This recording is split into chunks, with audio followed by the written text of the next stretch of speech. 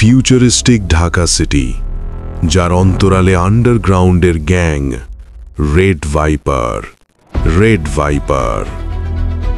Aryan versus red viper, এক আক্রমণাত্মক সংঘর্ষ। রেড ভাইপারের কি হবে যখন প্রতিপক্ষ ক্যাপ্টেন আরিয়ান? গভীর রাত, শহরটা অস্বাভাবিকভাবে নীরব। রাজধানীর আকাশে নীল আলো ছড়িয়ে আছে, যেন শহরকে কেউ নিঃশব্দে পর্যবেক্ষণ করছে। ক্যাপ্টেন আরিয়ান সদর দপ্তরের ছাদে দাঁড়িয়ে, কানে ইয়ারপিসে জরুরি কল ভেসে আসে। রেড ভাইপার ফিরেছে। শব্দটি শুনে তার চোখে ঠান্ডা আগুনের ঝিলিক।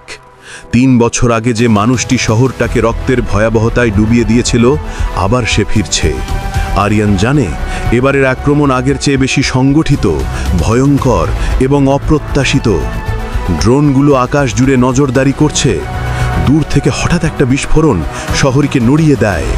আরিয়ান আর দেরি করে না, উঁচু বিল্ডিং থেকে নিচে লাফ দিয়ে দ্রুত মোটর বাইকে উঠে পড়ে।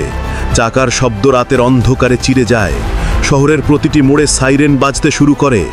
রেড ভাইপার নিজের সিগনেচার লাল কোবরা চিহ্ন রেখে গেছে বিস্ফোরণ স্থলে। এটা শুধু চ্যালেঞ্জ না, এটা ঘোষণা। গেম শুরু। আরিয়ান ফিসফিস করে বলে, আজ তোমাকে শেষ করব ভাইপার। রাতের নীরবতা রূপ নেয় যুদ্ধের প্রস্তাবনায়।